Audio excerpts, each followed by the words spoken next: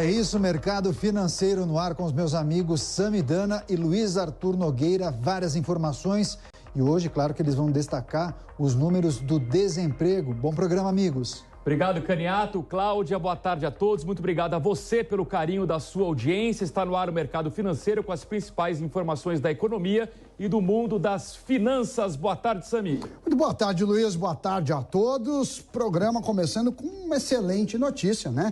Que é a queda do desemprego no Brasil, dados divulgados hoje pelo IBGE. Lembrando que esse desemprego do IBGE, ele é muito mais amplo do que o CAGED, que divulgamos há 2 dias. O CAGED pega só os empregos formais, eles com carteira assinada.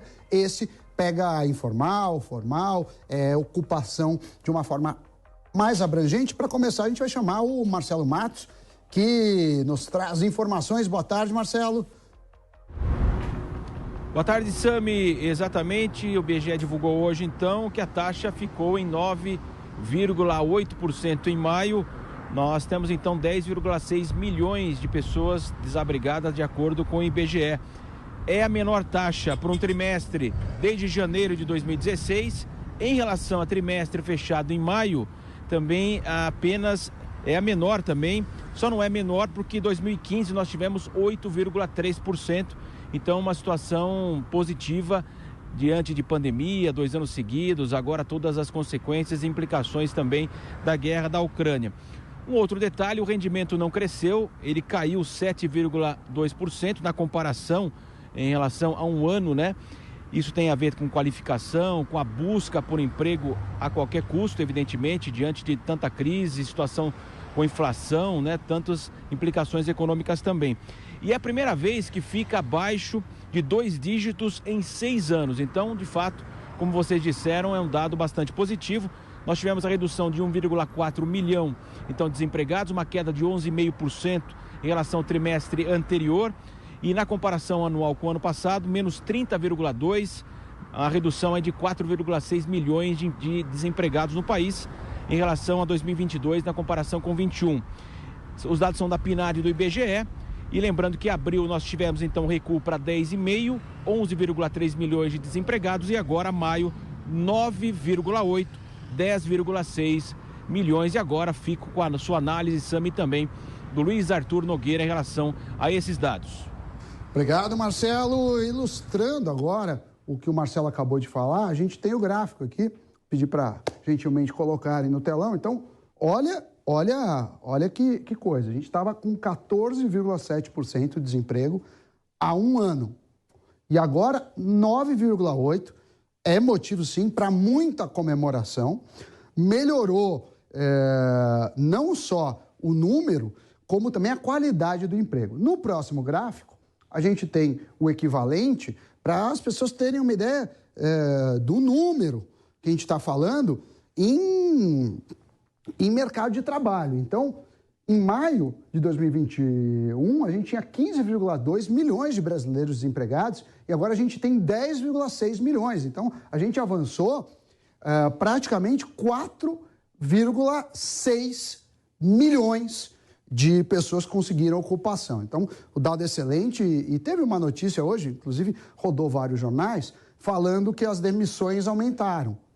Claro, pode ter aumentado, só que a gente tem que olhar demissões e contratações, e o saldo é muito positivo. Então, essas pessoas que se demitiram, mas estão realocadas, provavelmente ganhando mais. O último, a gente tem o salário. O salário, ele se manteve praticamente estável, na verdade, um ganho mínimo aí de abril para maio, estava R$ 2.596 e agora R$ 2.613. Então, um número muito positivo. Luiz, poucos países conseguiram, né, gerar tanto emprego em um ano e a gente está num patamar melhor do que o pré-pandemia. Então, é o melhor número desde 2015, o que mostra assim, que mesmo com a pandemia, com guerra, a gente está melhor do que estava lá na época da Dilma. Então, fiquei muito feliz. O dia começou bem, pelo menos olhando esses números. Verdade, Sami, você tem razão. Também quero fazer minha rápida análise, a exemplo do que aconteceu com o balanço dos empregos formais, que nós divulgamos na última terça-feira. Os dados de hoje do IBGE sobre o mercado de trabalho foram surpreendentes. Os pessimistas de plantão, que previram recessão econômica e desemprego mais elevado, já não têm mais como justificar suas previsões equivocadas, para não dizer desonestas. Nos últimos 12 meses, como bem mostrou o Samidana, quase 5 milhões de pessoas encontraram uma vaga de trabalho. E com isso, esse número de desocupados caiu de 15,2 milhões em maio do ano passado para 10,6 milhões neste ano.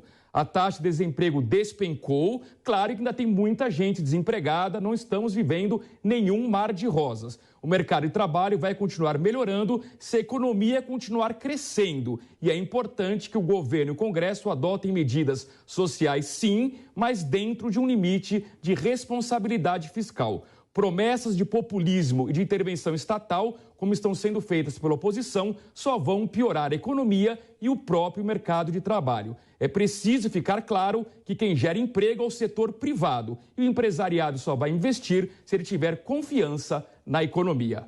Agora são 2h57. Muito bem, Luiz, eu concordo com tudo que você falou, mas vamos dar uma olhada nas bolsas Brasil afora, porque na bolsa o movimento é negativo e eu já vou explicar o motivo. Nesse momento, o Ibovespa recua 0,44% aos 99.180 pontos.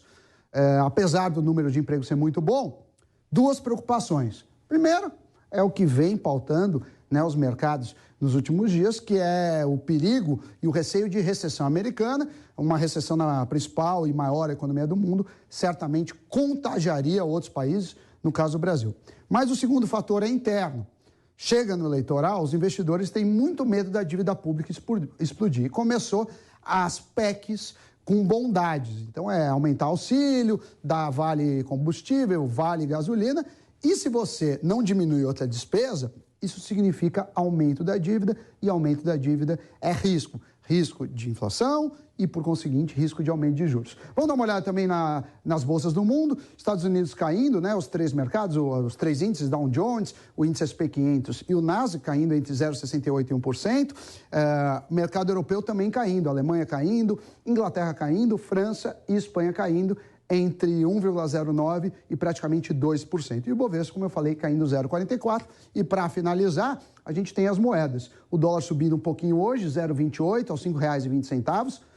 O euro subindo 0,68 aos R$ 5,45. E o Bitcoin aí sofrendo, passou dos 20 mil, caiu 5%. Muita gente pergunta, de que conta, que horário que faz a conta? É sempre o horário do meridiano de Greenwich. Então, acho que dá 9 da noite, já que a gente é Greenwich -3, tá? Então, desde das 9 da noite de ontem, caiu 5%, que vale dizer que ele está cotado a $19.096. Luiz Arthur Nogueira, o que você acha do mercado de hoje? Olha, Sami, me chama a atenção esse Bitcoin que empacou aí abaixo de $20 mil.